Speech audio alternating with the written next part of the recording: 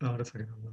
Gustazo tener a tanta gente reunida para hablar de literatura un martes por la tarde y, y sobre todo también agradecer a José de la gente que está siendo en muchos sentidos un ejemplo de cómo hacer las cosas en tiempos de dificultad y que al final ha conseguido, pues fíjate, crear una comunidad muy diversa en torno a su librería y a la literatura y es un placer poder participar y formar parte de proyectos así, entonces es un gustazo. Y especialmente me gustaría dar las gracias también a Belén, que nos acompaña hoy aquí, que creo que sinceramente es un lujo tenerla ante nosotros, ya no solo porque sea la traductora de la inmensa mayoría de las obras de Yen Liang al español, sino porque además ella pues, ha vivido muchos años en China, nos decías que 14, 15, ¿no? En concreto, 15. 15 y pues bueno, o sea, nos puede de verdad, creo que ilustrar con un montón de experiencias a la luz de las cuales se explican muchos aspectos de la obra de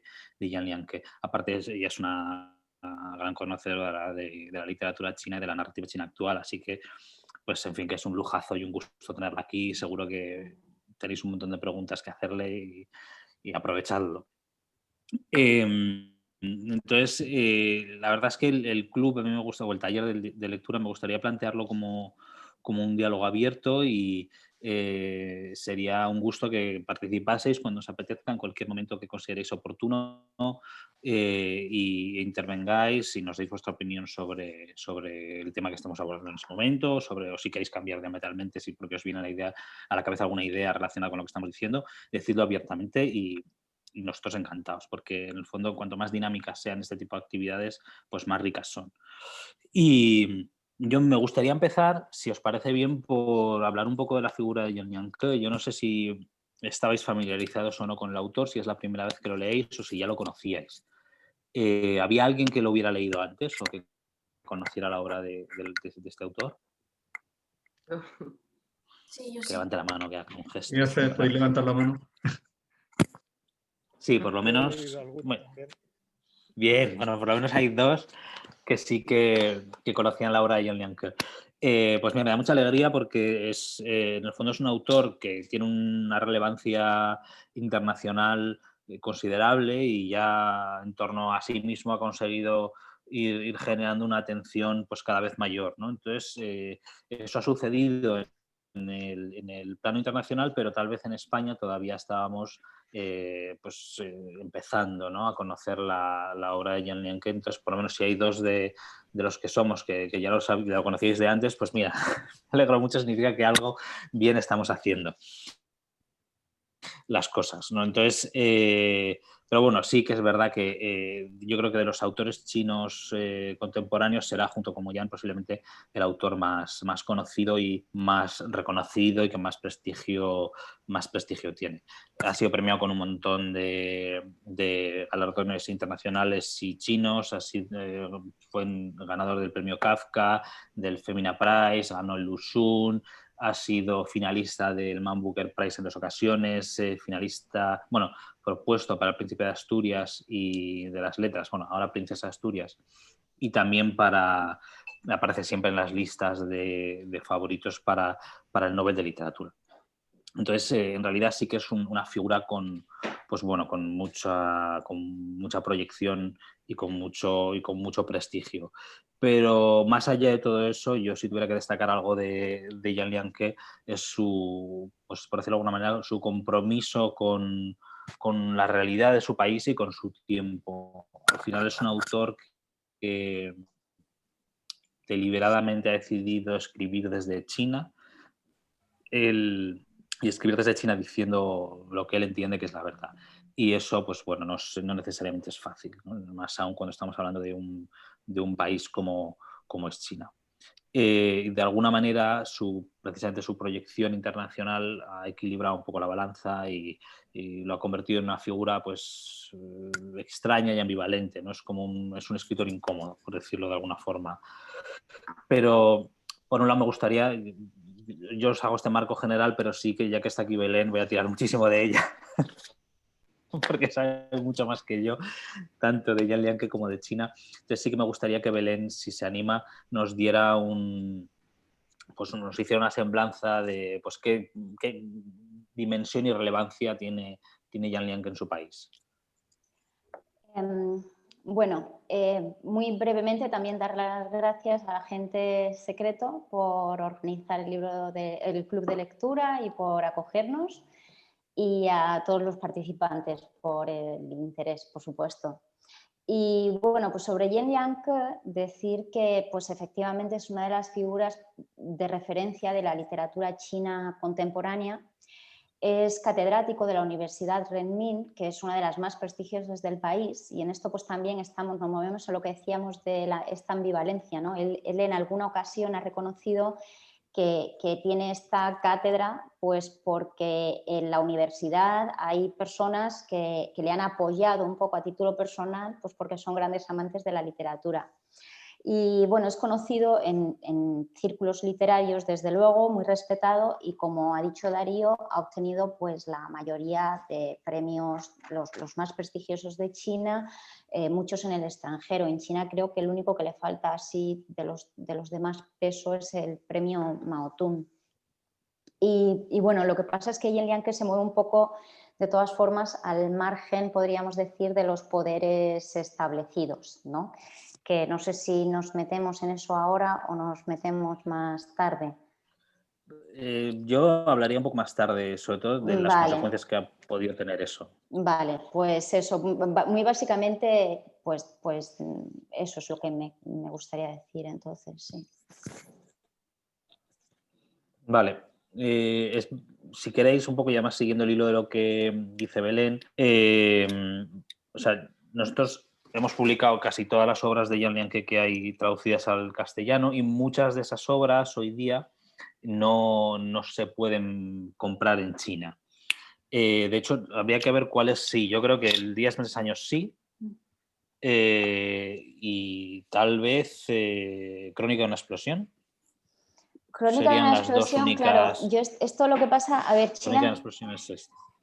Crónica de una explosión en su día se publicó, tuvo bastante impacto, además es de las más recientes, pues de las que sí que se pudieron publicar en China, y tuvo bastante impacto a pesar de que se publicó con una editorial muy pequeña.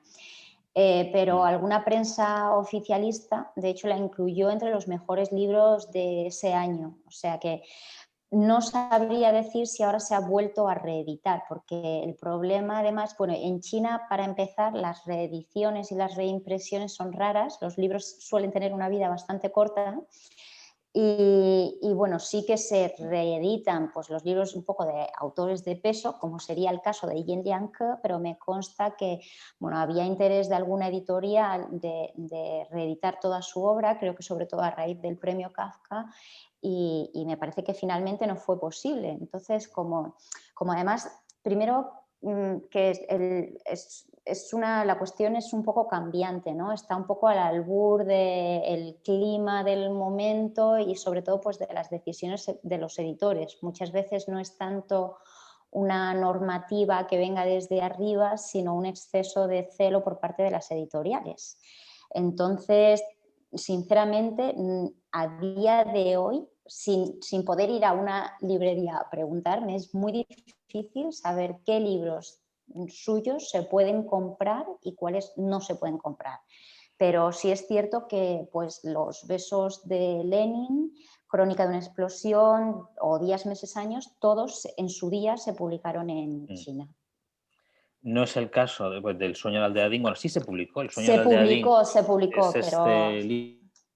libro que es el primero que publicamos nosotros y del que se tiraron, si no recuerdo mal, 4 millones de ejemplares en una primera tirada, que es una brutalidad para los números que manejamos en España. Tú pensar que una tirada media en España son 3.000 ejemplares, pero ahí estamos hablando, es una tirada media en general, o sea, ya hablamos de libro de texto, etcétera. Entonces, cuando estamos ya refiriéndonos específicamente a literatura y literatura de unos ciertos vuelos, la tirada se reduce muchísimo y podemos hablar de 2.000 ejemplares, 1.500 ejemplares, etc. Entonces, de este libro se tiraron en China 4 millones de ejemplares y me parece que a los 6 días se obligaron a retirarlos todos de las librerías. Esa fue la aventura del sueño de Aladdin en China y desde entonces no se ha vuelto a publicar.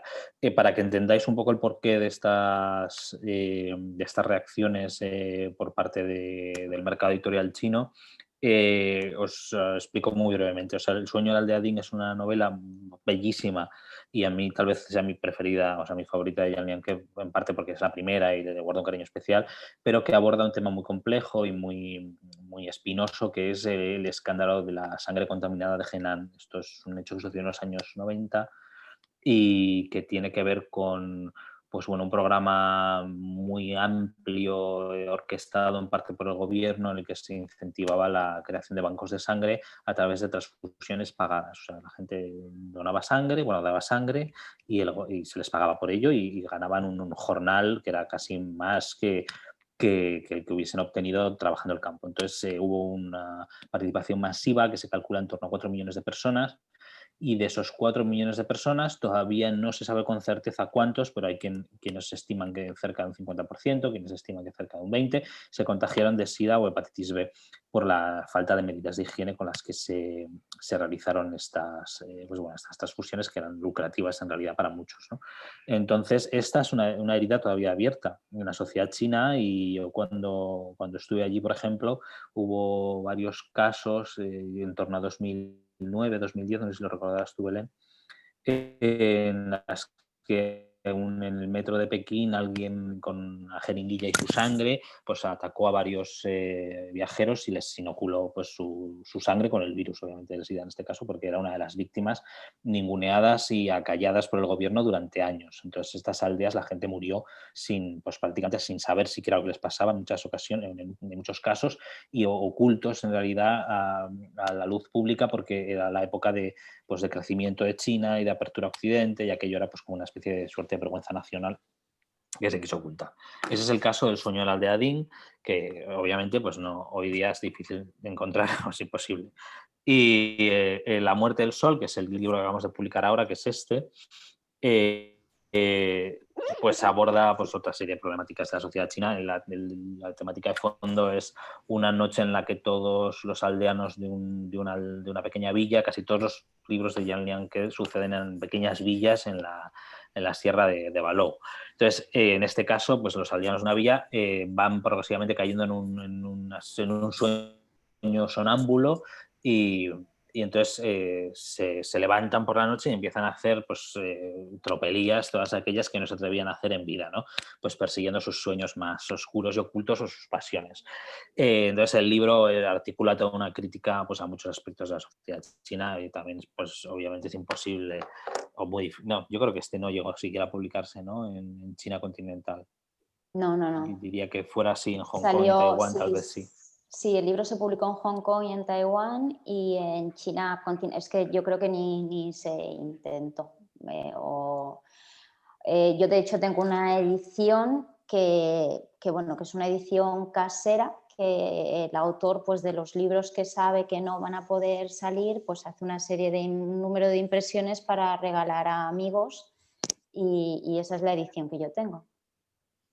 Pues esa es básicamente la razón por la que es tan difícil y tan complejo encontrar obras de Yang Liang en la China continental, en las librerías. Pues básicamente es porque él verdaderamente es crítico. O sea, sí es verdad que sus libros hay que, yo creo que abordarlos desde una perspectiva no exclusivamente disidente y exclusivamente crítica. Creo que son libros suficientes. Ven aquí, ¿quieres saludar, Álvaro? Ven a saludar. Vas a saludar a Álvaro, que acaba de salir de la bañera, y os va a decirlo a todos. Diré solo. Ahora os tienes que dejar trabajar, ¿eh? Un besito, papá. A cenar con mami. ¡Hala! Le hacía mucha ilusión a venir así mirando. Bueno, entonces que creo que sería un error abordar la figura de Yang Liang y sobre todo su producción como exclusivamente disidente. Creo que hay que intentar valorarla porque sobre todo tiene un enorme valor desde la óptica exclusivamente literaria. O sea, y creo que esa sería la aproximación acertada. El caso del libro que nos ocupa, de Días, Meses, Años, pues es un poco una honrosa excepción, porque sí que es un libro que se ha publicado en China, que yo creo que se podría encontrar todavía. Y en parte creo que es así por el propio planteamiento del libro. O sea, bueno, el libro por un lado ganó el Lu Xun, que ya es que sí, de la literatura china, que me corrija si no Belén, pero sí que lo es, Sí, ¿no? Uno de sí, sí, sí. los... Sí, es uno de los más importantes, sí, primero es un de literatura. Y de los más importantes.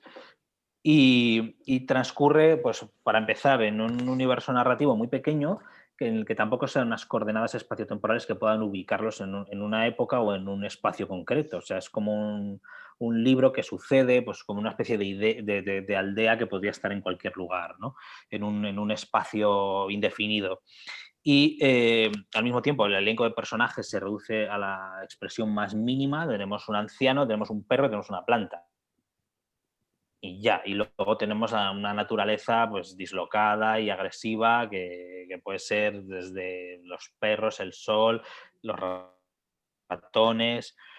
Entonces, claro, una de fábula universal, una historia sencilla, pues de superación, de sacrificio, etcétera. Entonces, quiero decir, se pueden hacer lecturas críticas, pero no necesariamente están aquí. O sea, podría hacerse perfectamente una lectura totalmente legítima de este libro sin que hubiera una sola nota de crítica por ningún tipo, de ningún tipo hacia el pasado de la China comunista o hacia el régimen actual, etcétera. Entonces, yo creo que eso en parte facilita pues, que el libro se pueda encontrar todavía. Pero, pues eso no, o sea, como os decía, a pesar de esta honrosa excepción, Yan Liang es un autor que resulta muy molesto y muy controvertido. Aquí es donde sí que me gustaría que hablásemos un poco de las dificultades que ha podido encontrar Yan Liang, porque la postura que él defiende, o sea, es la de escribir desde China y sobre China, pues no es no es una postura fácil y, y le ha acarreado pues, multitud de problemas. Entonces, a mí sí que, si Belén, que lo conoce además personalmente, son amigos, o sea, Belén y Yan Lianque se han pasado mucho tiempo juntos, como es normal para trabajar en la obra. Al final, traductor y autor son casi un binomio inseparable, siempre cuando el autor esté vivo y se brinde a hacerlo, pues es un gusto poder colaborar con él, y en este caso tanto Yan Liang como Belén lo han hecho. Entonces, sí que me gustaría, Belén, si quieres, si puedes, nos cuentes un poquito qué significa o qué ha significado para Yan Liang el posicionarse como se ha posicionado, como una especie de voz crítica de Pepito Grillo con la sociedad china desde China. Sí, no, efectivamente, pues para él no es fácil y en muchas entrevistas pues ha hecho referencia a esto, ¿no? Porque hay otros autores que a lo mejor pues son críticos también, pero han decidido pues vivir fuera de China, ¿no? Lo complicado es pues ser esa voz, ese Pepito Grillo que decía Darío dentro de China. Bueno, ya hemos visto como muchas de sus obras han sido censuradas, pero yo coincido con Darío en que no podemos hablar de un escritor prohibido, ¿no? En el sentido, primero que porque corremos el riesgo de que esto desenfoque un poco, o sea, cambie el foco y destacar que es un autor prohibido, pues yo creo que en cierto modo es pasar por alto la calidad literaria de su obra, que es muy, muy cuidada.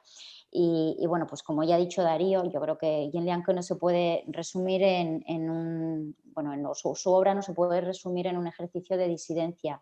Sí que en cualquier caso, pues eso, hay críticas a veces, la verdad, bastante claras y esto pues le ha traído problemas personales. A él, por ejemplo, pues le demolieron su casa, le costó la expulsión del ejército, bueno, le invitaron, que es los términos en los que él lo ha explicado, a abandonar el ejército, también lo invitaron a abandonar la asociación de escritores. Como ya hemos visto, pues muchas de sus obras tienen problemas para publicarse o para reeditarse y luego pues tampoco tiene ningún tipo de promoción, lo que decíamos antes también, ¿no? que que su proyección a veces parece mayor fuera que dentro de China, porque en medios de comunicación occidentales de mucho calado, pues como el New Yorker o el New York Times o en The Guardian, pues han escrito reportajes y entrevistas y piezas interesantísimas sobre Yen Liangke, y en prensa china, pues aunque a veces sale algo y la prensa china se hace eco, pues por ejemplo, de los premios importantes que ha ganado Yen Liangke fuera de China y demás, pero bueno, pues desde luego no tiene tanta atención como otros escritores que han optado por no airear, digamos, la crítica o no ser tan críticos, sobre todo no solo en su obra, sino también pues, en entrevistas y demás. Entonces, pues tampoco está entre los autores que se promocionan fuera de China.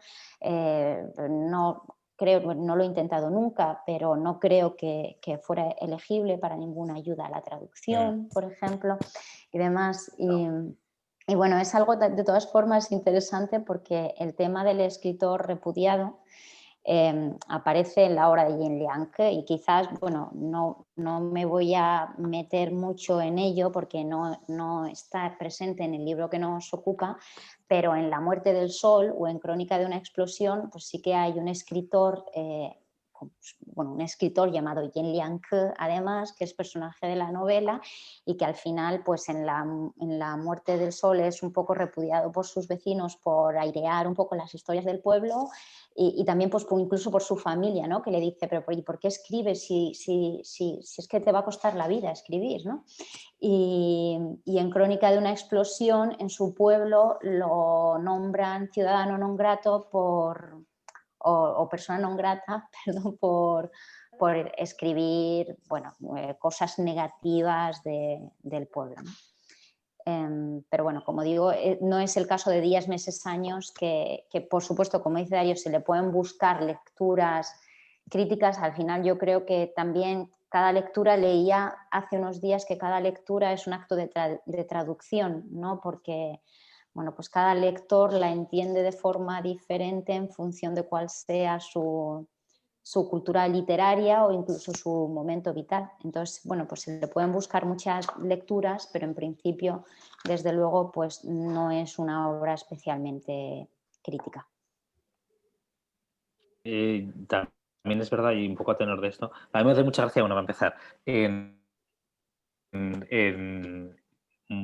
La muerte del sol, que es el libro que acaba de salir ahora, y Yen Liangke, efectivamente, como decía Belén, es uno de los personajes principales de la obra. Él está ahí en el libro como un personaje más, y es muy divertido porque en el pueblo nadie, o sea, en su pueblo él es una celebridad, es un escritor conocidísimo y muy famoso, pero nadie ha leído sus obras. Ningún habitante del pueblo, salvo el tonto del pueblo, que las ha leído todas porque son las únicas obras que hay en la biblioteca del pueblo. Entonces, a mí me gusta mucho también que el propio Yen Liangke se toma con cierto grado de ironía o sorna incluso su propia condición de autor famoso o de mucho prestigio en China. Y la verdad es que me enternece mucho y me gusta cómo lo hace.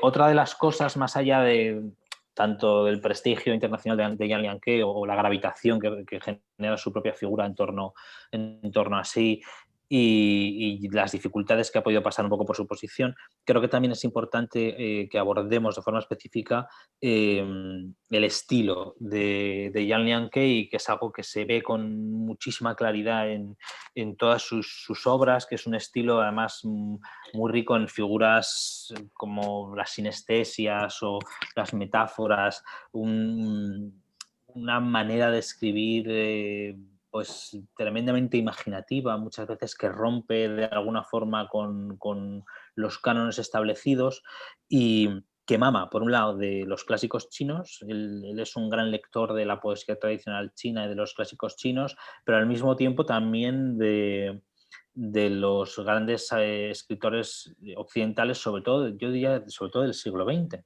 Entonces es curioso cómo, de alguna manera, la combinación de el gran conocimiento de los clásicos con un despertar a la literatura occidental que de alguna manera había permanecido bueno,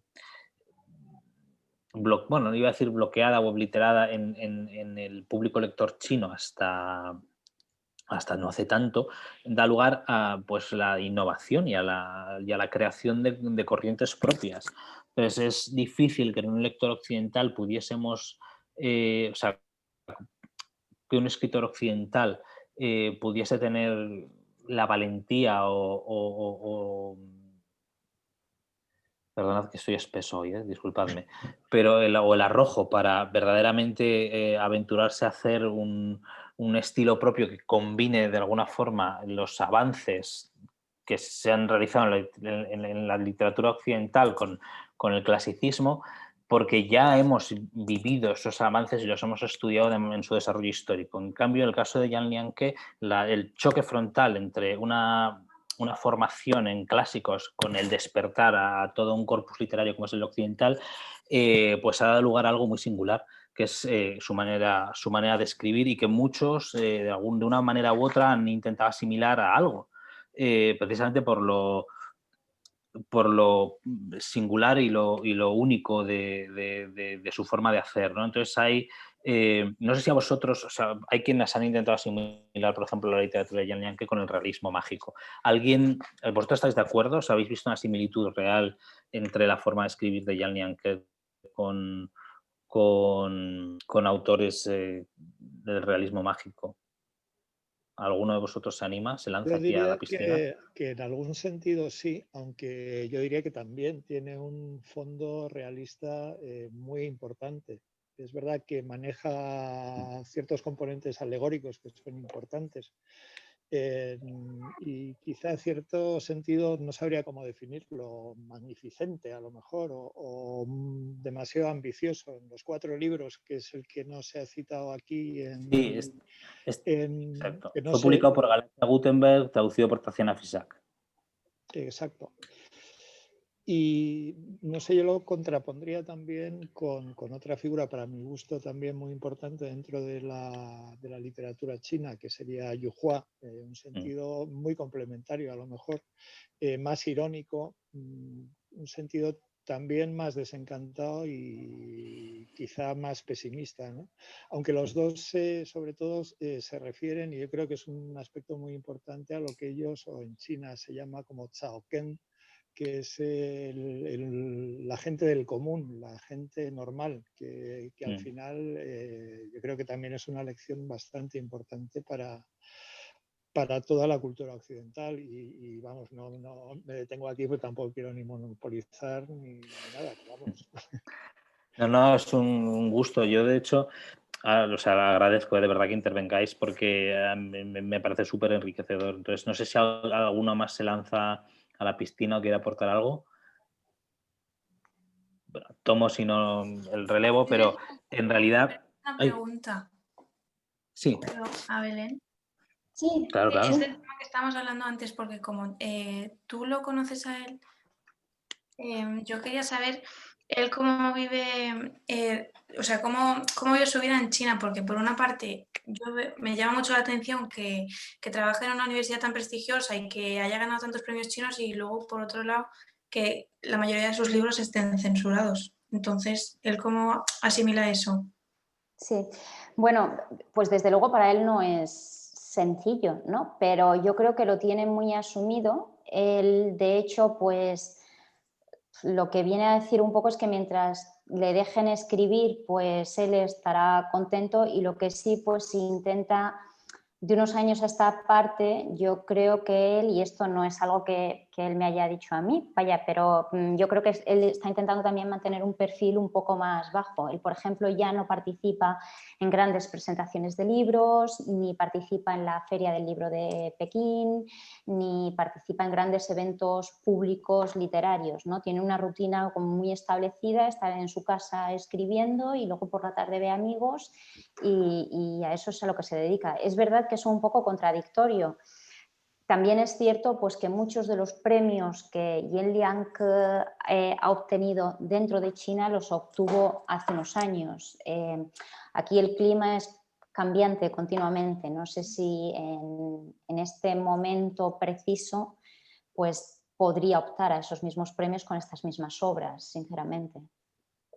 Yo creo aquí también es importante porque igual, o sea, claro, la perspectiva que se tiene de China desde fuera de China, pues en muchas ocasiones dista bastante de la realidad del país. O sea, y yo recuerdo cuando vivía allí, te enterabas de pues, una infinidad de historias, muchas de ellas escalofriantes, que en cambio nunca llegaban a Occidente. Entonces yo recuerdo dos casos, voy a daros dos pinceladas que creo que ilustran muy bien el tipo de presión que se puede ejercer en un país como China.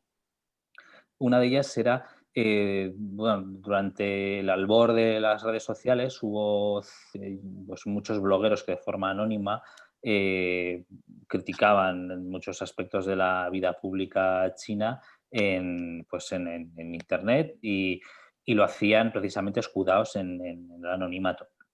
Entonces se orquestó un movimiento que vino a llamarse, por lo menos la prensa internacional en Pekín lo llama Human Flesh Hunt, que es como caza de carne humana, que básicamente era, las autoridades chinas decían que esto que surgía de forma espontánea, como un contrapeso a estas críticas. Entonces, de forma teóricamente anónima y también espontánea, otros usuarios de redes hacían público quiénes eran esas personas. Entonces, pero no solo quiénes eran, sino quiénes eran, dónde vivían, a qué escuela iban sus hijos, qué comercio tenían sus padres. Y entonces se creaba una campaña de odio que muchas veces pues, terminaba con el bullying del niño en el colegio, el vandalismo, bueno, la vandalización de la tienda de los padres o que le rompían los cristales o los quemaban, protestas frente a las casas, acoso, etc. Entonces, esta es una forma de presión como otra cualquiera.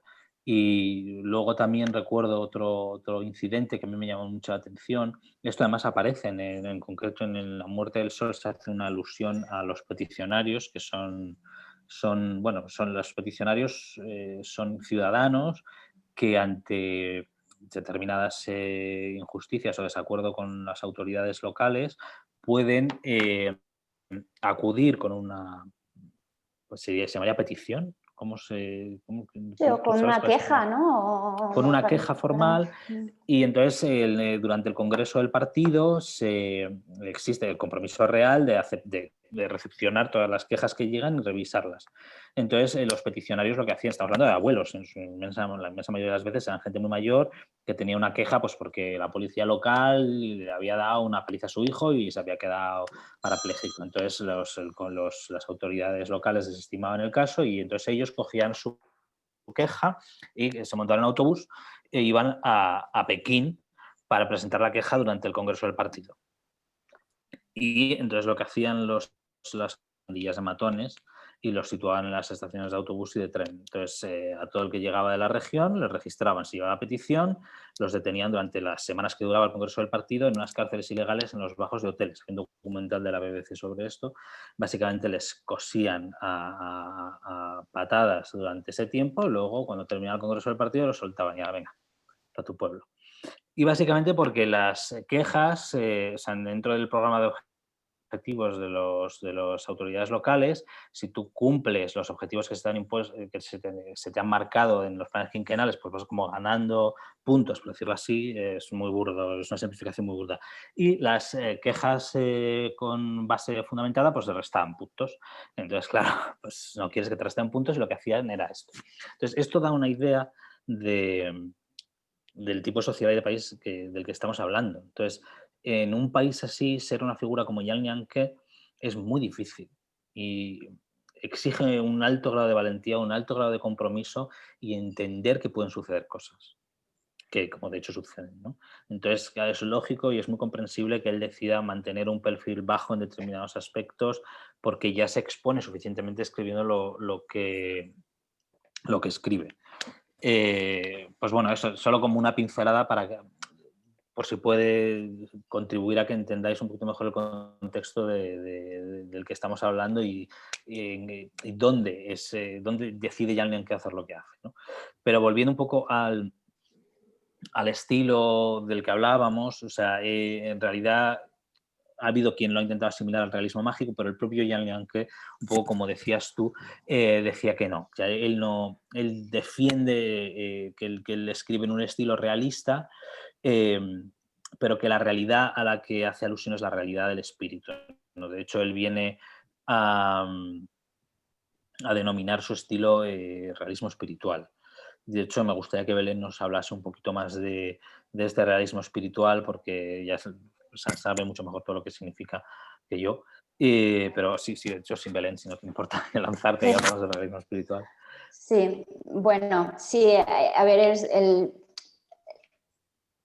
Yen Liang, como decimos, bueno, él reconoce la influencia que los autores occidentales han tenido en su obra, como es el caso de otros autores, incluido el Nobel Moyen. Se reconocen pues, lectores de Juan Rulfo, de García Márquez o de Mario Vargas Llosa, pero tanto uno como otro, que ambos han sido un poco asemejados al realismo mágico, pues defienden que la suya es una escritura diferente que además viene de una tradición diferente y muchos de los elementos que se asocian con el realismo mágico en la obra literaria de estos autores chinos, pues en realidad beben de otras fuentes chinas.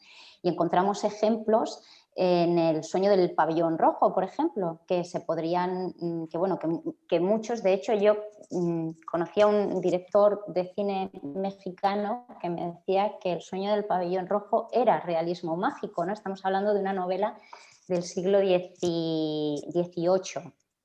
Pero bueno, Yen Liang pues, ha creado este término del realismo espiritual o el realismo del espíritu para explicar su forma de escribir, ¿no? Y bueno, él viene a decir que este realismo lo que busca no son las conexiones de causa y efecto de lo superficial de la vida real, tangible y palpable, sino como las razones y los motivos que subyacen a esta realidad palpable y que él asocia más pues, a lo espiritual, ¿no?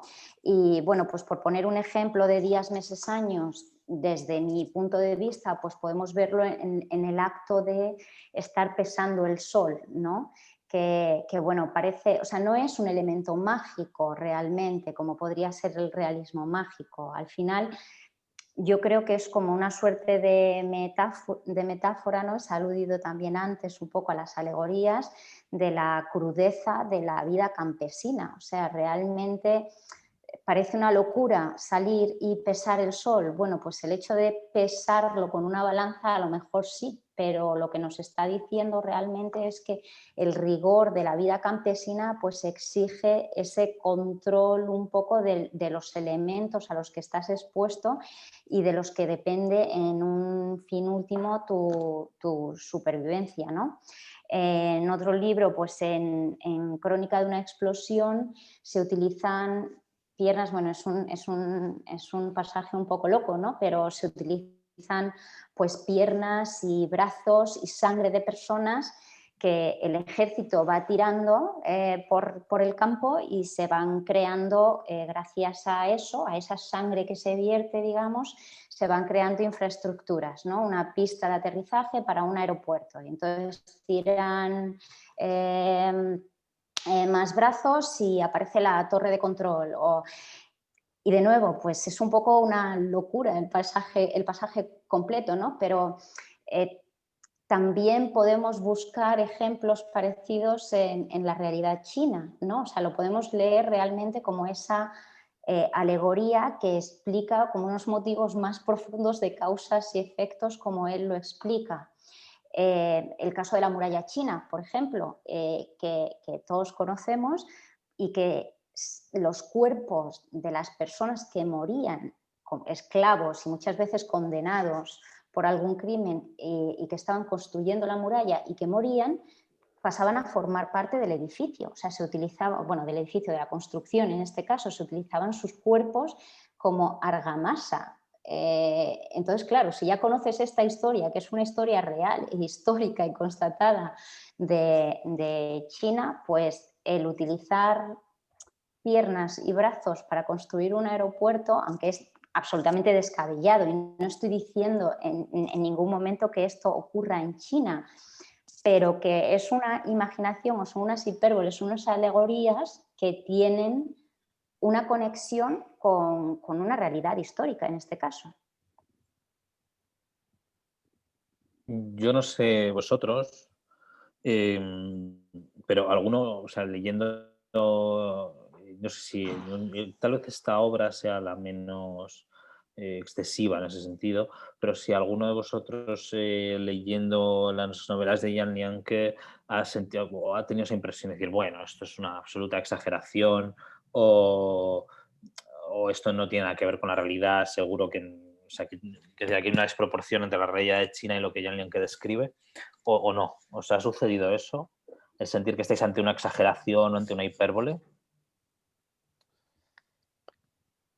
¿Alguien se A mí sí, anima? sí, la verdad. ¿Cecilia? Sí, sí. ¿Dónde No estás? sé si ¿Quién me habla? escucha. Cecilia, abajo. No. Sí, a mí sí me pasó eso, sobre todo en la aldea de Ding, ¿no?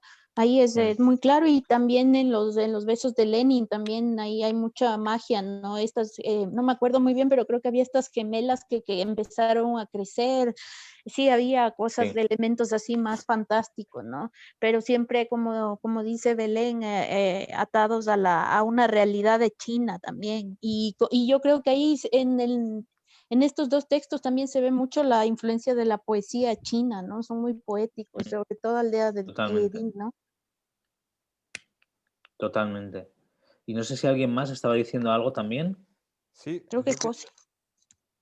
no sé si se me Bueno, escucha.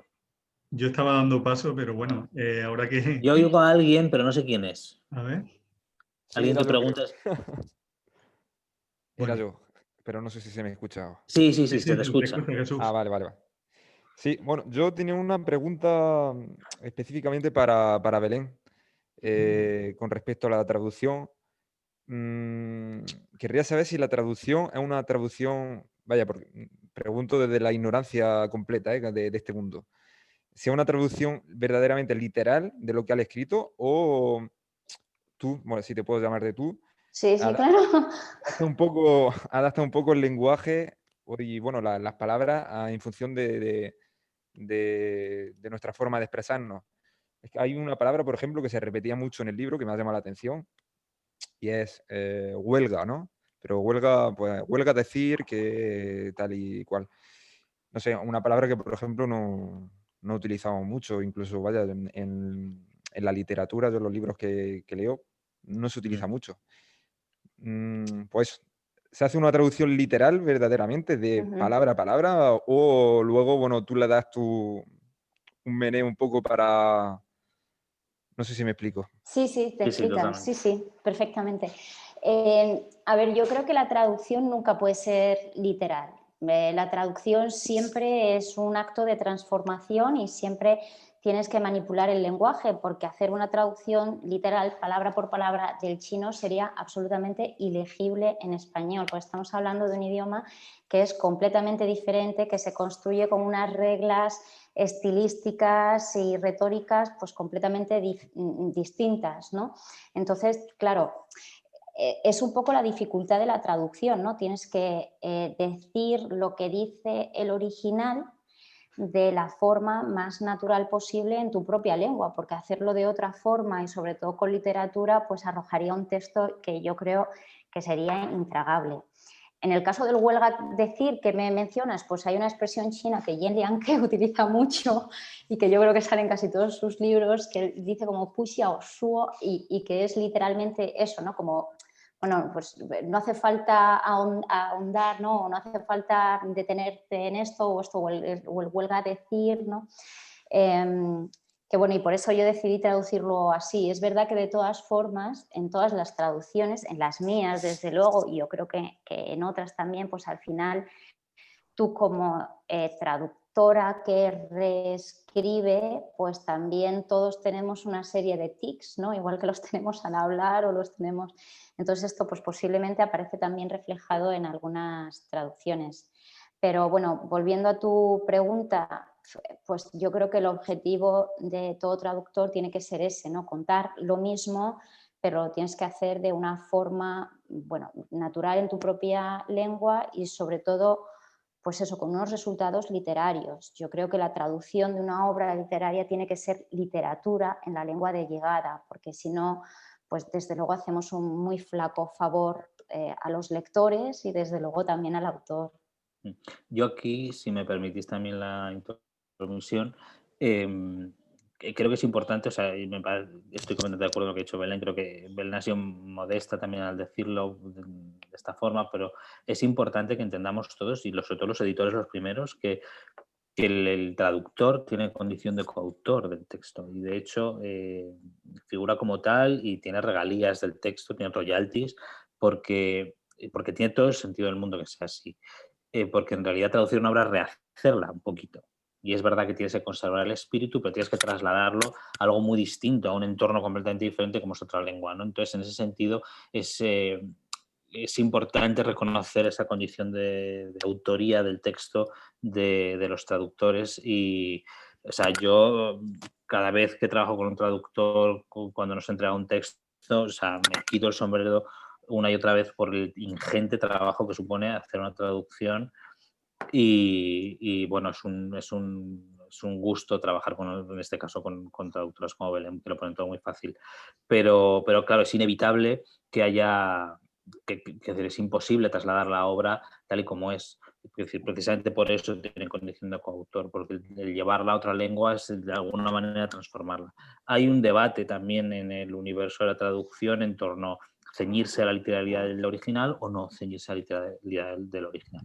Yo creo que progresivamente la opinión generalizada se ha ido separando del original, que precisamente pensaban que en esa extrañeza que podía causar en el lector de destino, en otra lengua, pues había un aprendizaje, ¿no? En cambio, si se lo mascabas todo y se lo dabas pues muy adaptado, podía haber una merma en ese aprendizaje de lo otro, ¿no?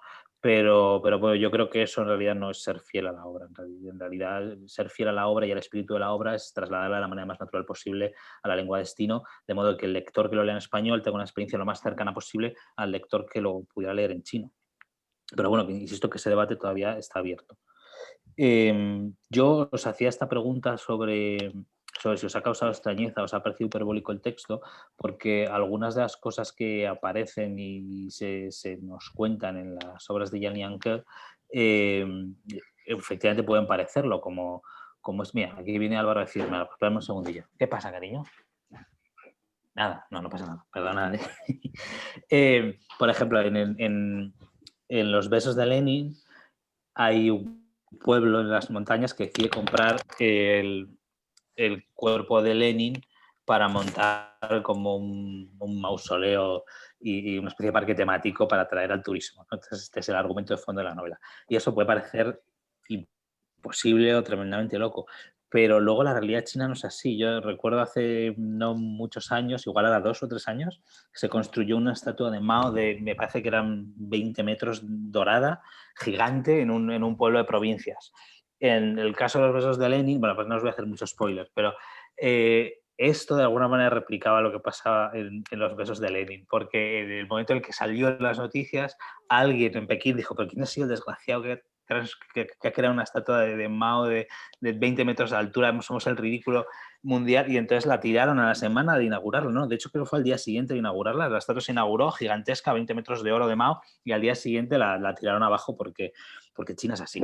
Otra cosa que a mí me parece muy reveladora y que contaba precisamente, bueno, era un artículo que no escribía Yen Liang-ke, sino una periodista, no sé si era de origen chino, pero no sé si residente en China, que se publicó en el New York, que le sucede cuando él intenta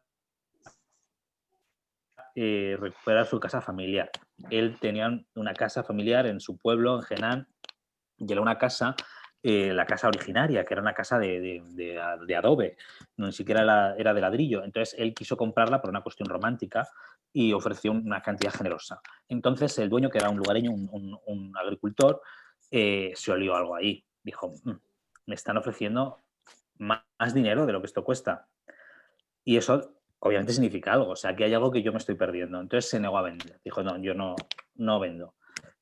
Esperando que Jan Liang-ke pues, subiese la apuesta. Y efectivamente Jan Liang-ke, en su bondad, pues iba ofreciéndole cada vez más dinero y él se negaba de forma pues más cerril. Y entonces el paroxismo llega cuando ya alguien que le está ofreciendo lo que cuesta prácticamente un piso en Pekín. Y él ya desesperado empieza a excavar alrededor de la construcción, en el terreno que le rodeaba y que era parte de la casa, entendiendo que algo había ahí enterrado en algún sitio que tenía un valor descomunal para que le estuvieran ofreciendo tal cantidad de dinero por una casucha de barro. Entonces, horadó el terreno y buscó sin encontrar absolutamente nada, y al no encontrar nada ya se niega rotundamente a vender, decide que no. Entonces, la autoridad local se entera de esto, decía, pero ¿qué está pasando?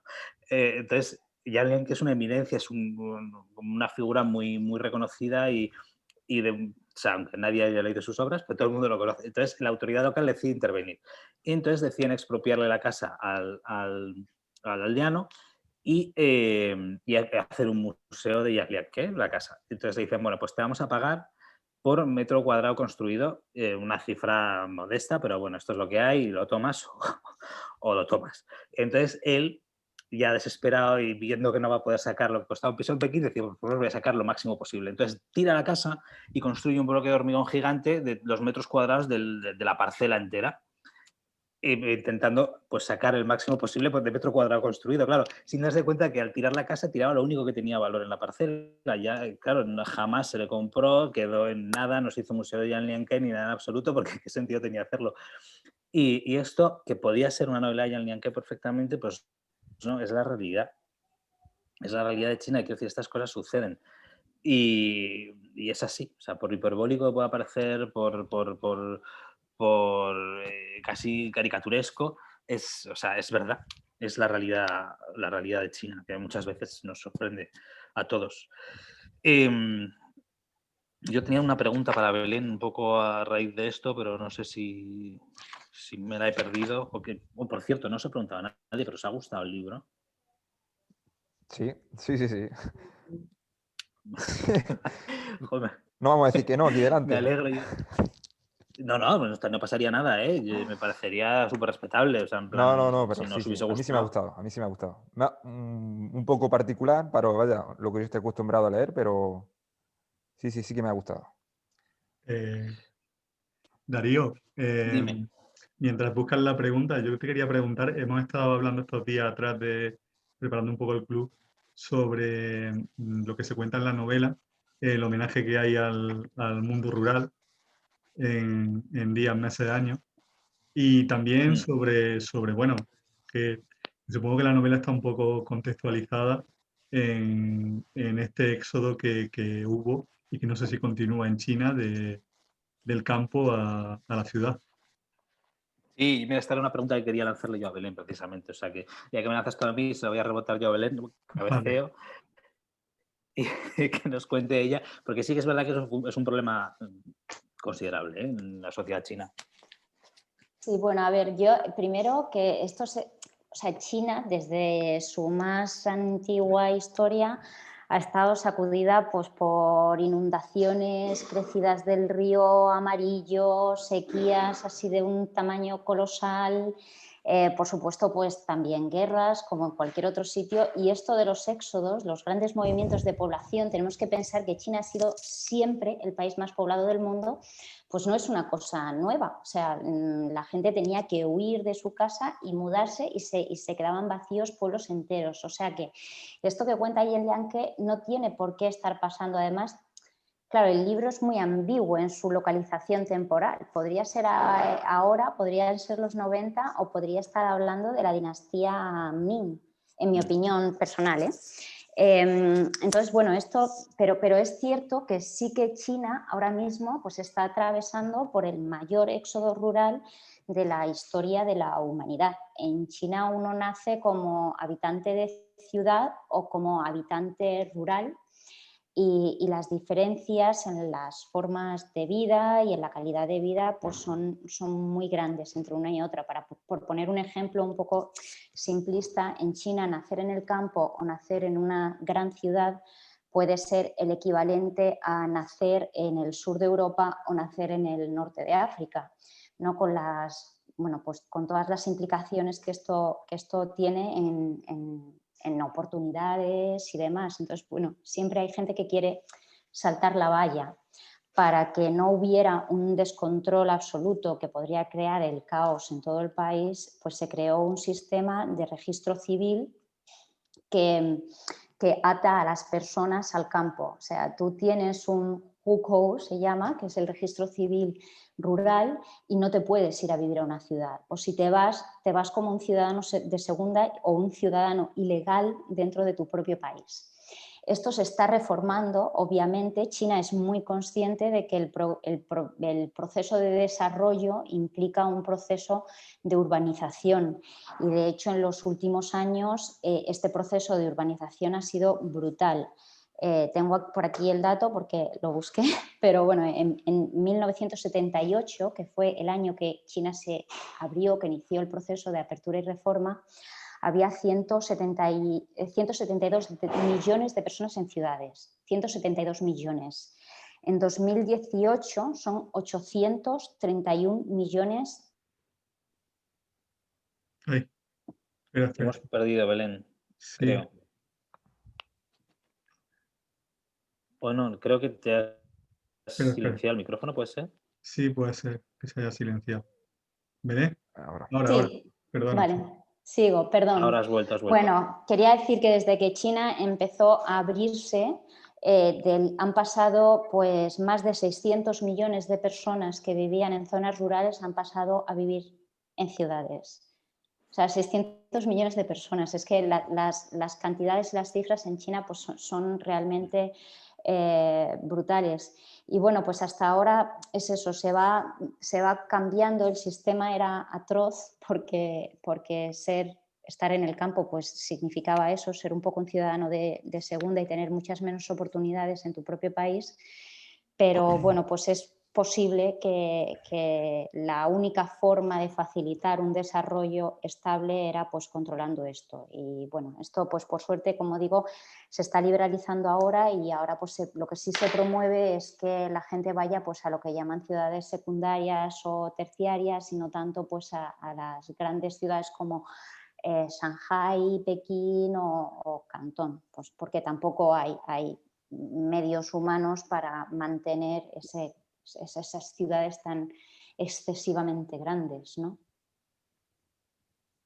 Ya he encontrado la pregunta que iba destinada a Belén, que en realidad iba un poco por aquí. Así que, pues mira, bien, en realidad lo que ya sí que me gustaría, ya hemos hablado mucho de pues, de su estilo, de un poco la realidad de China. Lo que sí que me gustaría ahora abordar es un poco el libro en sí mismo. Estamos aquí casi no sé ni cuánto tiempo y todavía no hemos hablado de días, meses, años. Entonces sí que me gustaría que hablásemos un poco del libro. Una hora, en fin, perdonad, o sea, esto no debería ser así. Pero sí que me gustaría que hablásemos un poco del libro y de las distintas lecturas que... No voy a hablar de la estructura del libro porque creo que es una estructura muy sencilla, que no, en realidad no, casi no hay complejidad en ello, pero sí que me gustaría que abordásemos las posibles distintas lecturas de la obra.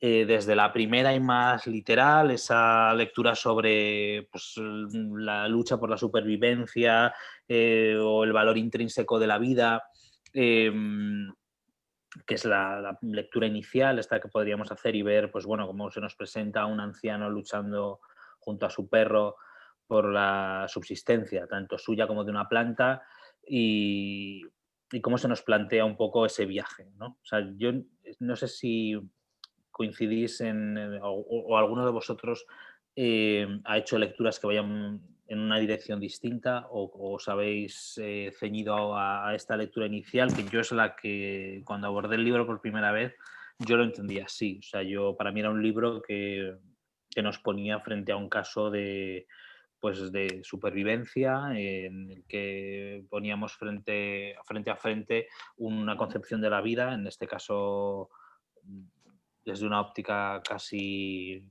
una óptica asiática, que casi tiende a esa circularidad, a ese renacer de las cosas, ¿no? Que le da un poco sentido también a esta historia de un anciano que se sacrifica por un bien que no es él, y que choca también un poco, en mi caso como lector, con la concepción de la vida pues, de origen judío-cristiano, esa escatología que tiene su principio arge y su escatón final, que hemos mamado desde pequeños, ¿no? En la lógica judío-cristiana en la que entre el principio y el fin está en juego tu salvación.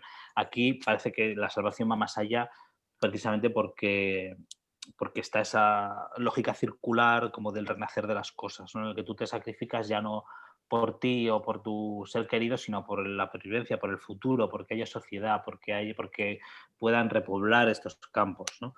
De hecho, en el libro se hace un par de veces alusión a la reencarnación, en la que el anciano le dice al perro, pues ciego, yo cuando tú mueras te reencarnarás en mí y cuando yo muera me reencarnaré en ti y tú me cuidarás y estaremos juntos, ¿no? Entonces, yo creo que esa lógica creo que recorre todo el libro y explica muy bien también la actitud del anciano y que hace chocar muchas veces un poco nuestra propia lógica, que es otra. Entonces, no sé vosotros qué lectura habéis hecho. Me gustaría escuchar a algunos si os animáis. Y si alguien ha hecho una lectura distinta, que vaya en otra dirección, también me gustaría mucho escucharlo. Hay varias más que yo luego os comentaré. Yo quería decir una cosa y... ¿Puedo hablar? Sí, habla. Sí, por favor. A ver, yo es que no había leído nada de este autor ni sabía nada de nada y entonces me documenté un poquillo y vi pues eso, que era un autor así pues muy disidente, contestatario, combativo, en fin, todo lo que hemos hablado, ¿no? Hasta ahora. Entonces, pues cuando empecé a leer el libro, todo el rato estaba buscando como paralelismos, ¿no? Entre lo que estaba pasando y la situación de China y estaba ahí un poco loca perdida. Hasta que ya decidí pues, que tampoco era ese el tema, que me centré en el libro en sí. Además, me pareció un libro muy inquietante, me ha creado un mal rollo, si me permitís la expresión. Me parece la relación entre el viejo y el perro alucinante. Yo es que soy muy amante de los perros y el perro ciego era casi más, un personaje casi me gustaba más que el viejo, ¿no? Y entonces me ha parecido un libro muy triste, el transcurso del libro, el sufrimiento, la escena con los ratones, los ratones cuando venían a inundarlos, la escena de los lobos, en fin, me ha creado mucha inquietud, pero luego ese final que tiene de que se dejan morir de hambre, pues, vamos, es bonito, ¿no? La escena final y todo eso. Pero todo el rato es buscando el paralelismo entre China, la situación de China, ¿no? Y la historia del libro. Y yo, literariamente, en sí, el libro, simplemente leyéndolo, me ha parecido maravilloso, inquietante, y sobre todo este tema del cambio climático, todo esto, lo de pasar el sol, lo del perro con los ojos quemados, lo de... No sé, es que me gustaría hablarme un poquillo de todo eso, porque tengo un millón de preguntas.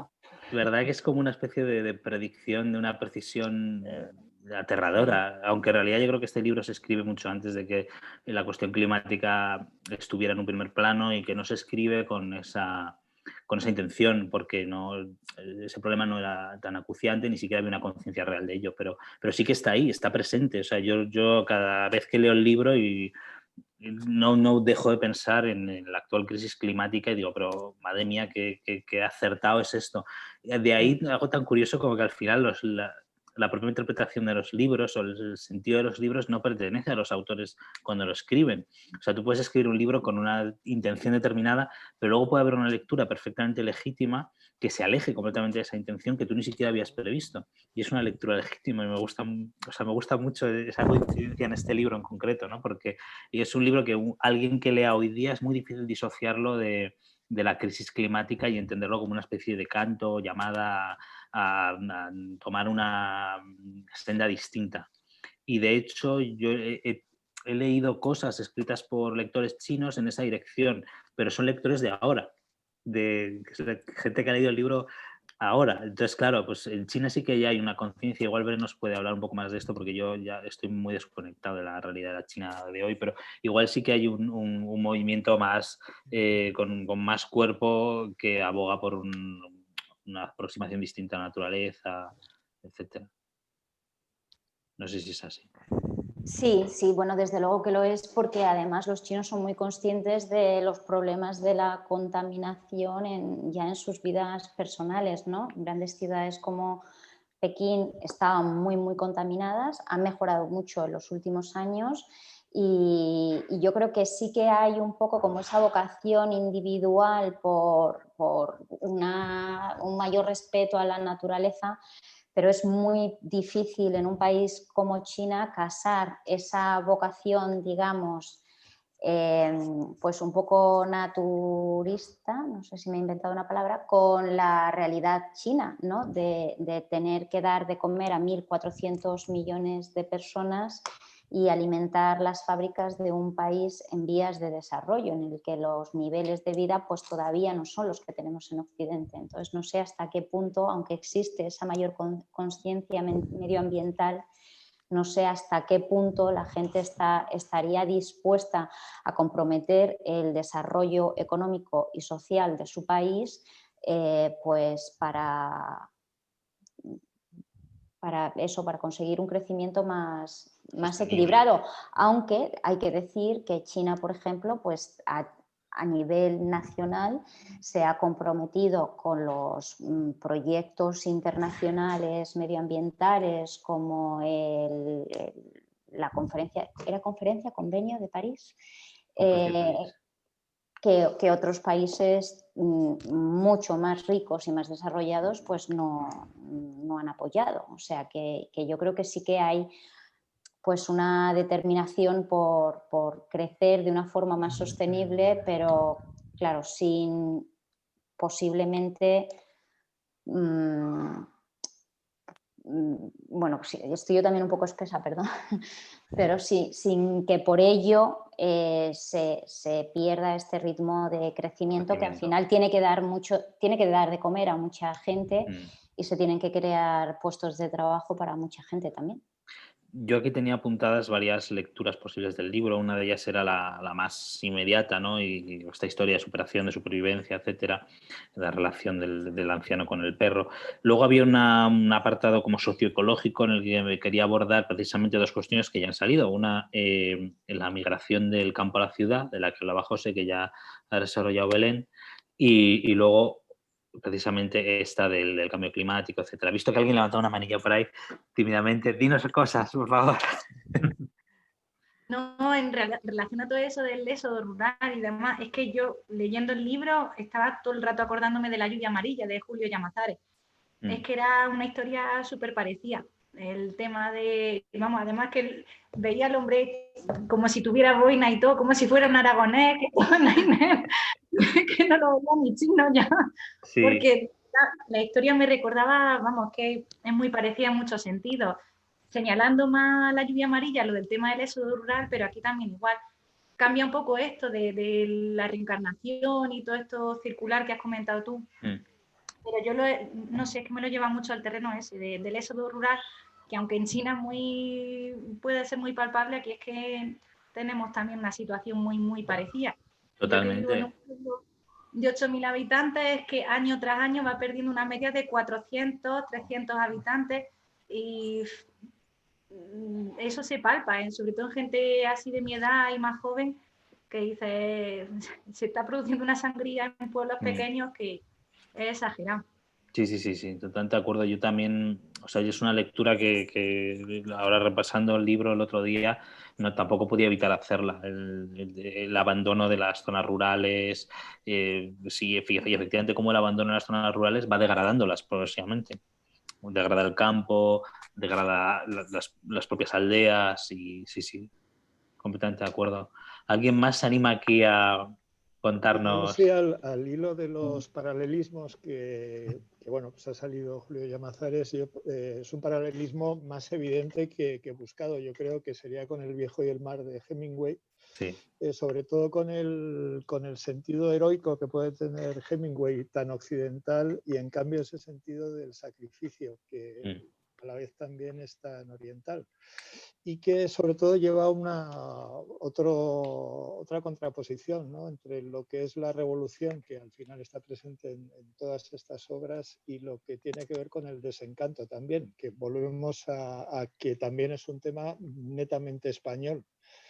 Todo este desencanto que bueno, no tienen que ser solo los paneros, sino que al final parece que es está en todas partes y en todas las sociedades. Con lo cual sí que, y es una pregunta para luego para Belén, que al final yo diría, o me atrevería a decir, que la sociedad china y la sociedad española tampoco son tan diferentes como podría parecer a primera vista.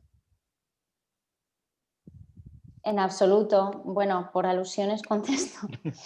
Yo, de hecho, creo que la sociedad española y la sociedad china se parecen en muchos aspectos, en el valor que le damos a la familia, en el valor que le damos a la gastronomía, por ejemplo, y luego, pues, estando en otros sitios, yo hablo de China porque es donde he vivido, pero me parece que puede pasar en cualquier otro lugar del mundo, pues al final te das cuenta de que, a pesar de las diferencias culturales, al final lo que nos define y lo que nos preocupa, pues viene a ser lo mismo en todos sitios.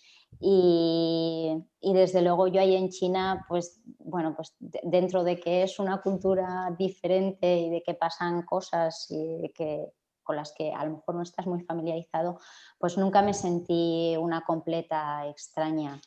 Y en el libro yo creo que también pasa, y mucho de lo que estamos hablando, ¿no? Y estas conexiones con otras obras, es que al final, pues yo creo que es también un libro muy, muy humano, ¿no? Que habla pues de supervivencia, que habla de soledad y que habla de unas cuestiones que son ajenas a cualquier cultura, o bueno, más que son ajenas a cualquier cultura, que trascienden las diferencias culturales y que están presentes, pues son cualidades humanas al final, ¿no?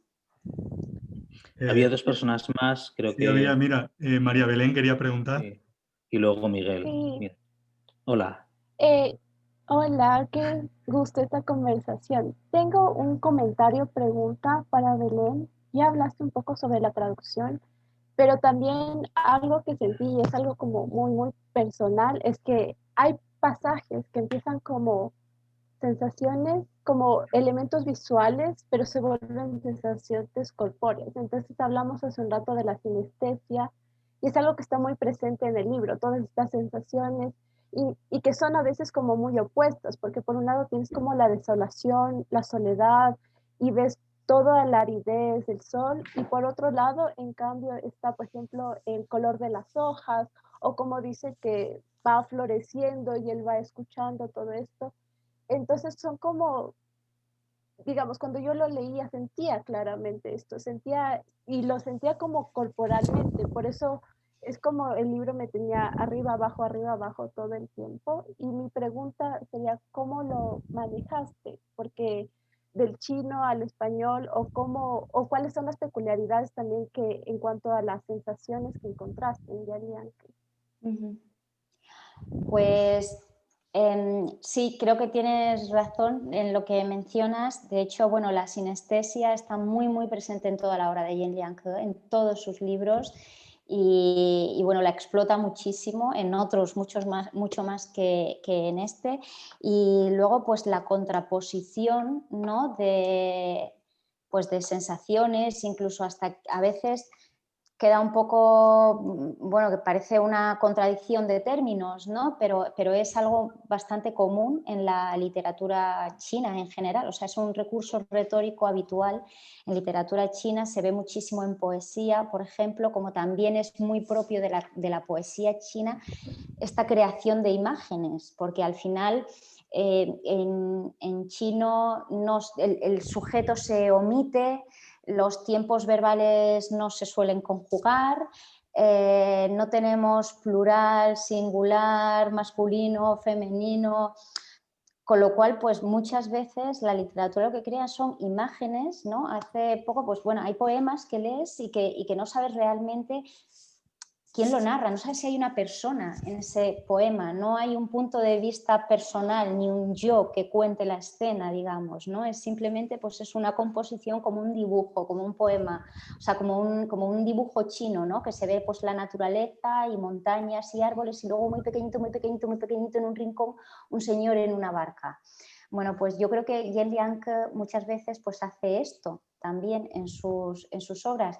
Y en este caso concreto, pues tampoco me parece, o sea, no es de las mayores dificultades para traducir, porque sencillamente lo que intento hacer es pues guiarme por lo que va marcando el texto, guiarme por lo que va diciendo el texto, intentar, pues bueno, recrear eso mismo en español. Como decía antes, pues intentando tener cierto ritmo, sobre todo en este libro que es también muy lírico, ¿no? Y que yo creo que, pues, que esa cadencia y ese ritmo son importantes.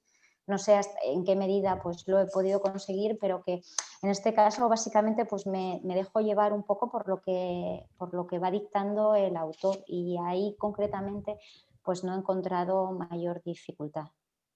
Yo sí que quería añadir también una cosa, y es cierto, es verdad que igual no hemos prestado excesiva atención a la cuestión de las sinestesias en el estilo de narrativo ñanque, y es cierto que es algo que está presente en todas sus obras, como decía Belén, pero que tiene una función a la hora de trasladar al lector sensaciones que funciona muy bien. O sea, es decir, es una herramienta de una efectividad apabullante muchas veces, y yo como lector he sufrido esos altibajos, esos vaivenes, precisamente llevado por eso, porque de alguna forma la sinestesia consigue como que los sentidos se extralimiten, como expandirlos y entremezclarlos, crea como una especie de continuo, y entonces una descripción física puede arrastrarte emocionalmente, y una descripción psicológica puede llevarte a lo físico. Es una cosa muy extraña, pero que funciona muy bien, y yo creo que en este sentido Jan es un maestro en el manejo de estas cosas. Y pues ya no digo más. Ahora dejo hablar a Miguel, que estaba por ahí antes, que lo he visto abandonado. Buenas. Miguel, sí, Miguel. Sí. Muy buenas. Y algo respecto al tema que estabais comentando antes, has empezado tú, Darío, a hablar de que la obra puede ser un poco localista sobre la cultura china, ¿no? El tema de la reencarnación y demás. Pero después habéis derivado un poquito en el aspecto de que el libro puede ser muy universal, ¿no? Sobre todo con el tema del ámbito rural que describe, ¿no? Entonces yo estoy muy de acuerdo con eso. Yo que sí soy una persona que vive en el ámbito rural, que vive en un pueblecito bastante pequeño, es que hay algunos pasajes de la obra que es que me han recordado mucho a la vivencia en los pueblos de aquí de Andalucía, incluso de la actualidad, ¿vale? Y os leo, por ejemplo, una palabra por ahí, una frase, que dice: los viejos vivimos para un árbol, para una planta o para un puñado de nietos y de nietas. O sea, esa figura de lo que es la vejez, lo que es un abuelo en el ámbito rural, y, o sea, para que te cuide a los nietos o para que te cuide las plantas, o sea, es que así, ¿no? O sea, lo he visto muy actual en ese sentido, ¿no? Y luego otro elemento, otro pasaje que también me hizo calentarme un poco la cabeza, porque también lo tengo bastante presente, en el cual llega, no sé si es un maestro, un científico, un intelectual, llega al pueblo. Hablar de la evolución, sí. Y le habla algo de que, sí, de la evolución y tal, ¿no? Entonces dice, ¿cómo le digo yo a este señor que se dedica a estudiar y demás, que no lleva razón? ¿Cómo lo dejo en evidencia? Entonces hay veces que ya no tenga el pan de su hijo, no pueda vivir el hombre. ¿Sabes? Pues prefiero callarme, ¿no? Y no decirle nada.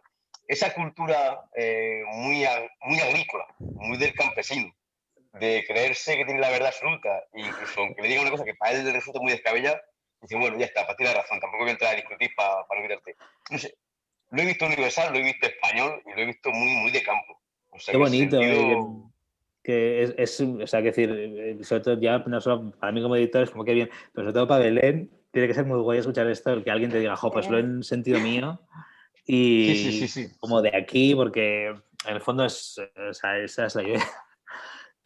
Yo quería, no sé si alguien más perdona, Darío, iba sobre, es que no recordaba bien, sobre cómo la Tierra nos atraía, sobre el tema de... Ah, sí, es verdad. La gravedad. Sí, sobre la gravedad. De la gravedad, Sí. Iba sobre el tema de la gravedad. Dice cómo no nos dábamos la vuelta, cómo no nos caíamos, y ese tipo de cosas, por ahí va el tema. O sea, ese pasaje me parece alucinante. Luego, aparte, todo lo que habéis comentado de lo mal que lo pasas con los ratones, con los lobos, con el sol, ya, el libro lo pasa mal, pero al final, no sé, da un buen rollo, una pincelada de esperanza en la humanidad y demás, que creo que la labor que hace este señor, este viejo, pues al final cuando encontramos que 7 jóvenes que van a empezar a hacer lo mismo, no sé, lo pasa muy mal durante la lectura, pero al final te da muy buen rollo.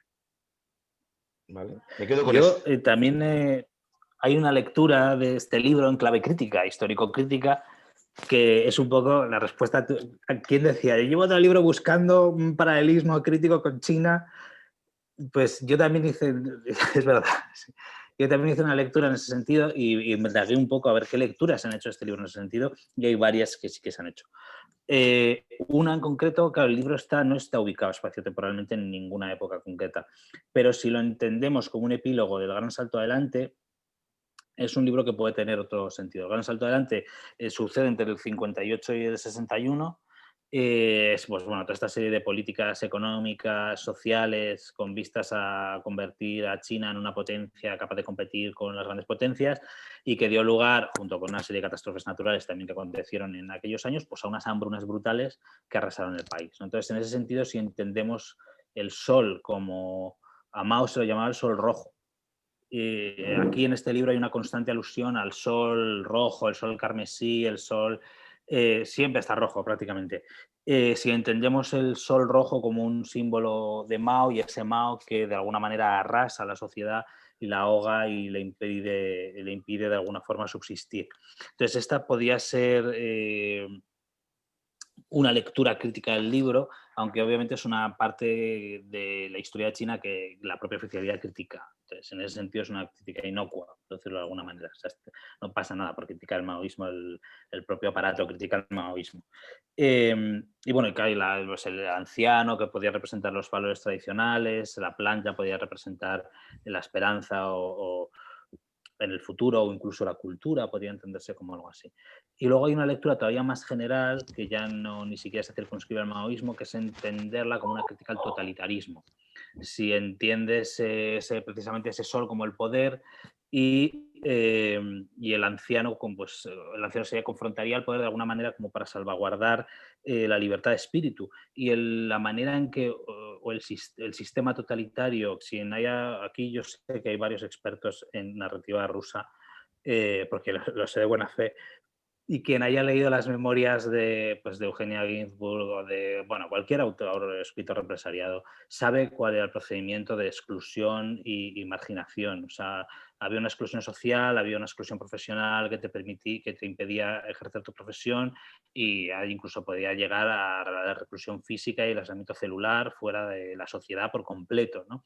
Que es la situación de privación de contacto con otros seres humanos en la que se ve el protagonista de esta obra, ¿no? Entonces podría entenderse también en clave como una suerte de alegoría que representa la opresión de un sistema totalitario con la intención de quebrar un espíritu. Y precisamente la salvaguarda de ese espíritu, que en este caso estaría representado por la planta, por ese brotecillo verde, que no es otra cosa que la libertad de pensamiento en realidad, y la independencia de pensamiento, es la única sobre la que se puede construir una sociedad futura.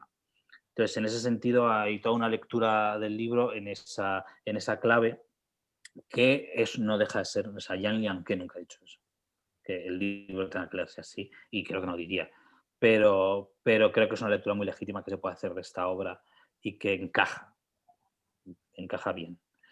Y quería decir algo más, pero se me va el santo al cielo, que tengo la cabeza fatal. Darío, parece increíble, pero llevamos ya 1 hora y media de club, y bueno, también mi función es cuidaros tanto a ti como a Belén, que bueno, que tampoco hace falta después de un día tan largo machacar más, pero sí quería transmitiros una pregunta que no sé si habéis visto, que alguien ha escrito en el chat, y no me he enterado, perdóname. Y que dice que, bueno, que la lectura de Días, Meses, Años me transmitió una visión muy catastrofista de la humanidad, y me da la sensación, por lo demás que he leído de Lianke, que sigue bastante esta línea. Y sobre lo que estabais comentando de la figura del perro, le parece revelador que la única relación de la novela sea entre este agricultor y el perro. No sé si estáis de acuerdo con esto de una visión catastrofista de la humanidad en la obra de Lianke. A mí me gustaría escuchar a Belén. Yo diría que no. Yo creo que todos los libros de Lianke hacen como un recorrido por los aspectos más oscuros y recónditos del alma humana, pero siempre suelen terminar con un guiño muy optimista. En este caso es ese guiño de las 7 granos y las 7 familias. Además, el número 7 tiene una simbología especial en chino, ¿no? Que suena igual que el chi, del principio vital. Y luego hay otro chi, que no recuerdo ahora cuál era, pero me lo apunté también por aquí. que significaba inicio, es verdad. Entonces, bueno, pues tiene ese guiño esperanzador ya incluso desde el número 7, que luego Jan Lianke también es un gran conocedor de la Biblia. Y en la Biblia el 7 es uno de los números con más carga simbólica. Ya no solo en el Apocalipsis, que es un número que se repite constantemente, pero aparte es un número que se identifica con la plenitud, con lo eterno, con las jerarquías celestes. O sea, en fin, es un número también muy positivo, con una simbología muy positiva en el ámbito bíblico, pero en el chino también. Y yo no sé, Belén, ¿qué opinas también de si te parece que tiene un pozo amargo o positivo? Bueno, yo creo que siempre en todos sus libros él intenta acabar con una nota positiva y luego, más que pesimista, yo es que veo que describe unas realidades muy duras, pero es que hay gente que vive estas realidades, ¿no? Y bueno, que yo creo que más bien no evita los temas duros, ¿no? Pero no lo veo tanto como catastrofista o como pesimista, sino simplemente también, y esto él lo ha dicho en alguna entrevista, una entrevista de hace muchos años, la verdad, lo leí, no sé si ahora seguiría defendiendo la misma idea, ¿no? Pero él hablaba de darle voz también a la gente que no la tiene, porque al final el mundo rural en China pues no está muy representado tampoco, ni está muy representado en la literatura contemporánea, ni los temas que han hablado, los temas, por ejemplo, él critica mucho que las hambrunas, o sea, que la literatura contemporánea no se ha ocupado tanto de las hambrunas por las que ha atravesado China porque fue un problema rural, no fue un problema de las ciudades ni de los intelectuales, mientras que la revolución cultural, por ejemplo, pues ha llenado páginas y páginas y páginas y páginas de libros porque fue un hecho que sufrieron los intelectuales y que sufrió la gente de las ciudades. Entonces, bueno, yo creo que él pues sí dibuja una realidad muy cruda, pero que al fin y al cabo pues es una crudeza por la que atraviesa mucha gente. No lo veo catastrofista, yo tampoco. Pero de nuevo es una lectura mía personal. Claro que al final soy una lectora nada más. Sí, sí, claro. Y no sé qué más deciros. Pues, yo tengo dos preguntas. Venga. Para Belén. La primera es que ¿qué tipo de relación tiene el autor con la vida rural? O sea, si su familia, los antepasados o él mismo tiene descendencia o orígenes rurales. Y la otra es que es sobre la traducción. Y es que si hay algún aspecto que te haya costado particularmente traducir en este libro, porque yo entiendo que si ya has traducido muchos de Jan Lianke, pues quizás esta, o bueno, de las más últimas te hayan resultado un poco más ligeras, digamos, porque ya conoces más el estilo. Pero me gustaría saber si hay algo que te haya costado particularmente en este libro. Vale, bueno, pues voy a seguir el mismo orden que tú has planteado sobre la vida rural, la conexión de Jan Lianke con la vida rural. Jan Lianke es campesino, nació campesino, él lo dice siempre, y empezó a escribir para huir del hambre, de la vida dura de los campesinos en China. Y de hecho su familia sigue, bueno, ya no estaban en el pueblo, creo que están en una ciudad un poquito más grande, pero bueno, su familia sigue en Henan y él sigue yendo habitualmente y su familia se sigue dedicando al campo y sus hermanos se dedican al campo. Y él es una excepción en su familia, es una excepción en su pueblo y de hecho pues es eso, él intenta mantener esa conexión, pero cuenta pues cómo él se refugió en la literatura como una forma de huir de la vida precaria del campo. O sea que él sabe bien de lo que habla. De hecho, en muchas cosas, antes hablabais del sueño de la aldea Ting, las historias, con todo lo sórdidas que son las historias del sueño de la aldea Ting, la mayoría se las contaron a él las propias víctimas. Él tenía un amigo médico que iba visitando a los pacientes, un poco para darles apoyo moral, porque tampoco tenían muchos medios para hacer mucho más, y la gente, bueno, pues se abría y les contaba un poco sus anécdotas, ¿no? Y pues la chica que se compró un bote de champú con el dinero que le dieron por vender su sangre, pues, o sea, Jane que tiene una imaginación fabulosa, pero muchas de estas pequeñas anécdotas son cosas que han pasado de verdad, y él sigue estando muy, muy en contacto con esa sociedad. Y bueno, sobre las dificultades de la traducción, el hecho de traducir muchos libros de Jane Lianke no facilita mucho la traducción de Jane Lianke. Bueno, sí que facilita algo, pero Jane Lianke en todos sus libros utiliza un estilo muy, muy diferente, que afecta tanto a la estructura de la obra, a la historia, al tipo de lenguaje que utiliza, y todos sus libros son muy, muy distintos, aunque luego hay un montón de temas que se repiten, y al final pues también tiene un poco ese toque Jane Lianke, todos ellos, pero cambian mucho unos de otros. Claro, a veces es un poco difícil separar las dificultades de traducir del chino de las dificultades de traducir a Jane Lianke, porque el chino, pues ya lo decía antes, es una lengua muy, muy diferente al español, y pues desde lo lingüístico a lo cultural, a lo retórico, pues plantea muchos desafíos. Jane Lianke, concretamente en este libro, pues yo creo que recrear ese lirismo, ¿no? O estas imágenes que en chino son muy, muy, muy poéticas, e intentar hacer un libro pues que tenga ese estilo un poco lírico, un poco poético, y no traicionar ese estilo del autor, intentando hacer pues lo que pueda, porque al final tú reconstruyes un poco en español, no puedes... O sea, para empezar, la sonoridad del texto, ¿no? Y tú ya eso lo pierdes en toda traducción, porque una traducción español, o sea, un texto en español nunca va a sonar como un texto en chino, ya empezando por ahí, ¿no?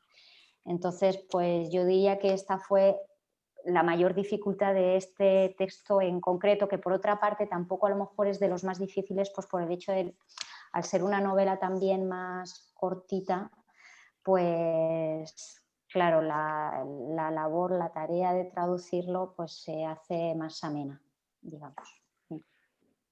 Yo quería enseñaros un par de fotos que se me había olvidado ya completamente, porque yo tengo la cabeza fatal y nunca me acuerdo de nada, se me olvida todo constantemente, pero era un poco relacionadas con esta lectura del libro en clave de crítica al gran salto adelante. Esta era, por contraposición con lo que hemos visto en el libro, muchas de las imágenes que por aquel entonces, no sé si se ven bien, es esta señora recolectando en absoluta abundancia mazorcas de maíz. Esta es una de esas imágenes más icónicas, ¿no? Que chocan frontalmente con la realidad de una hambruna que se extendió por el país, matando pues eso, a decenas de millones de personas. Todavía hoy los propios historiadores no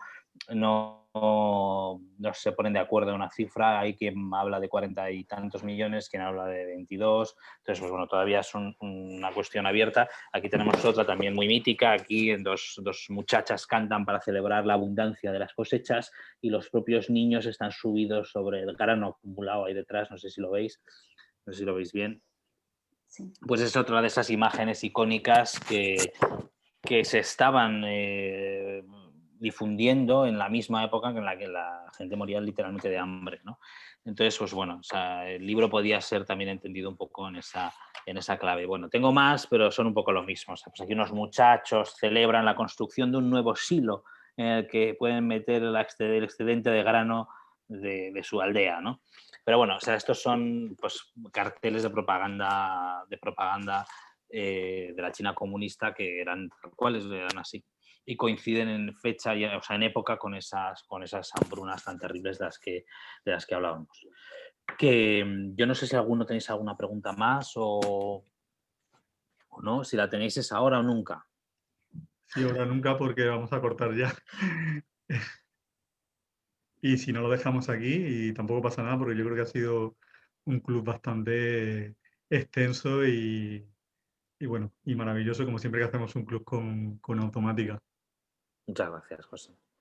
De nada. Que ha sido para mí, por lo menos, un placer y un gustazo teneros aquí, escucharos sobre todo vuestros comentarios, vuestras ideas, vuestras aportaciones, que para mí es casi lo más bonito y lo más enriquecedor de esta profesión, y que ha sido un placer, de verdad. Uno se va de estas cosas pues aprendiendo un poco más, con unos cuantos amigos más, y está muy bien. Yo quería dar las gracias a Belén por prestarse a estar este rato hablando de Jalian Kay, de días, meses, años, a Darío, por supuesto, y animaros a todos, pues, si habéis conocido a Jalian Kay con días, meses, años, pues que continuáis leyéndolo porque es un autor increíble y completamente adictivo. Tenéis Los besos de Lenin, también tenéis Crónica de una explosión, El sueño del aldeadín, ya que he hablado ya, y acaba de salir... Me gustaría hacer una pregunta a Belén, una última. Si tuvieras que decirle a la gente que leyera un único libro de Jalian, que es solo uno solo y ninguno más, ¿qué libro le dirías que leyera? Bueno, yo por gusto personal y porque le tengo muchísimo cariño, porque también fue a través de él por el que conocí a Jalian Kay, yo diría que El sueño del aldeadín. De hecho, es un libro que durante mucho tiempo, bueno, esto es un pequeño truco del librero, ¿no? Muchas veces viene gente que es la primera vez que ves en la librería y tienes como 2 o 3 libros seguros para recomendar si te piden consejos, y durante mucho tiempo uno de ellos ha sido siempre El sueño del aldeadín, que es un libro además que jamás puede haber, pero jamás me he encontrado a nadie que me diga que no le ha gustado el libro. Así que bueno. A mí me ha pasado lo mismo. No he conocido a nadie al que se lo haya recomendado y me haya dicho que no le ha gustado. ¿Tú, Belén, qué dirías? Ya es muy difícil. Yo creo que para alguien que no conozca nada de China, quizás sí que El sueño del aldeadín. Y para alguien que conozca más China y su historia reciente, Los besos de Lenin. Pues pero me parece una pregunta muy difícil porque bueno, me cuesta mucho elegir uno, de todas formas. Yo creo que me decantaría también por El sueño del aldeadín, sinceramente. O sea, debería decir el último libro que acaba de salir, en plan, chicos, comprarlo, que es maravilloso, pero si tuviera que elegir uno y solo uno, creo que elegiría El sueño del aldeadín. Y ya está, por mi parte. Pues nada, lo dejamos aquí. El club continúa el día 14 de diciembre con cambio totalmente de tercio, con Las madres no de Caticia Aguirre, que como soy tan desastre y no estoy en la librería, no tengo aquí ahora mismo, pero que bueno, que desde ya pues podéis pedirlo, podéis comprarlo y podemos seguir con este club. Y también deciros que el Club de Literatura Rusa sigue adelante. Vamos a leer La acompañante de Nina Berberova y después Automática va a volver con otro libro para ese club. Sí, no sé cuál. Aún está por decidir. Tengo el corazón dividido. O sea, me divido entre un libro de Benjamin Kaverin que se titula Ante el espejo y que es un repaso maravilloso a toda la vida de la intelectualidad rusa, o uno de Vasily Aksionov que se titula Isla Crimea. Entonces no lo sé, tenemos que verlo, José y yo, a ver qué os proponemos. Pero vamos, en todo caso, como los que conocéis Automática, pues ya sabéis que va a ser un librazo. Y bueno, y nada más, os dejamos libres a Belén y a Darío, y nada, daros las gracias a todos por estar aquí un martes hablando de literatura y de Jalian Kay. Muchas gracias, un beso a todos, muy fuerte. Gracias. Gracias. Chao. Gracias, hasta luego. Hasta luego. Gracias. Adiós. Hasta luego.